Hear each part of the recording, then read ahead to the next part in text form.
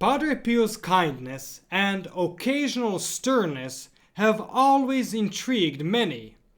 But what if I told you his approach deeply resonated with Jesus himself?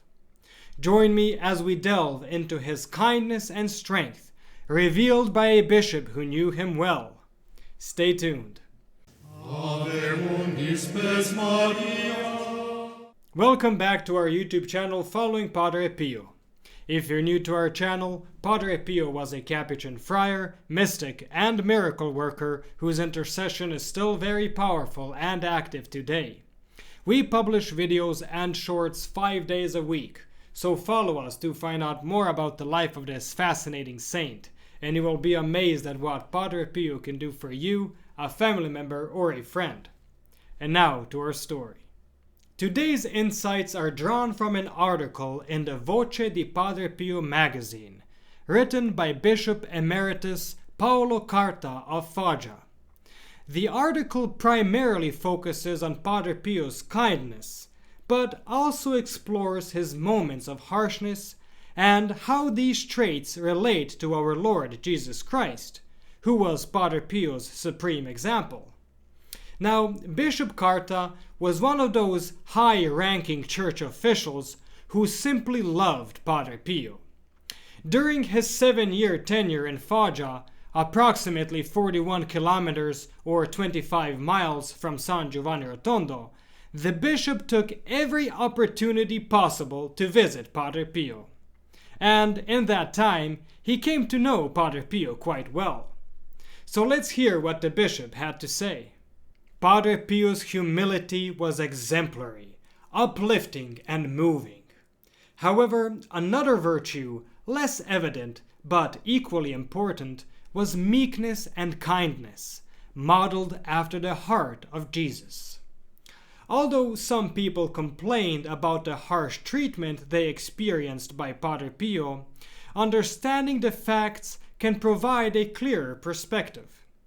The same Jesus who said, "I am gentle and humble in heart," and who is infinitely good, patient, and gentle with children, repentant sinners, and the sick, is the same Jesus who drove out the merchants in the temple, called the hypocritical Pharisees a brood of vipers, and even said to Peter, "Get behind me, Satan."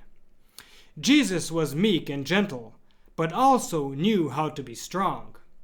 Similarly, Padre Pio's meekness and gentleness were not negated by his strong reactions against those who approached him out of curiosity, without the sincere intention of turning away from sin, or showing clear signs of fanaticism.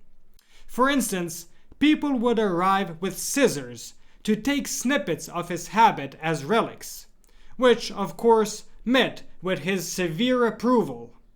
Like Jesus, Padre Pio was kind to everyone, except when they were insincere.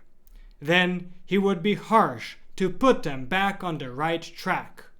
So, concluding that Padre Pio occasionally losing his patience is a sign of his distance from holiness is not a valid conclusion. Moreover, even though Padre Pio had good reasons to be stern, he strived to be as patient and gentle as possible.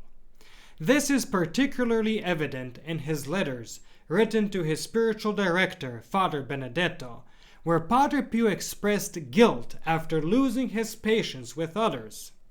Father Benedetto responded with the following: "Do not be upset by these outbursts, though you should never be satisfied with them.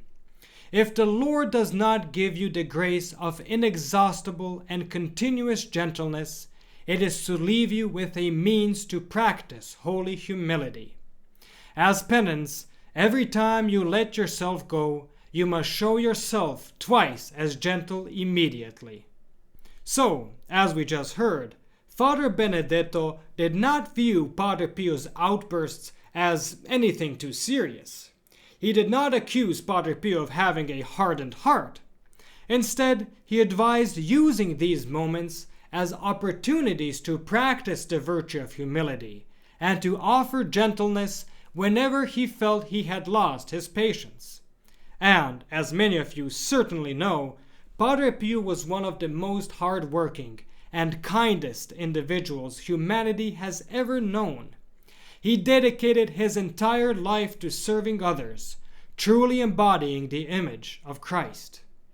In light of this, Bishop Carta concludes by saying, "I am happy to renew my testimony on the meekness and deepest gentleness of Padre Pio's heart.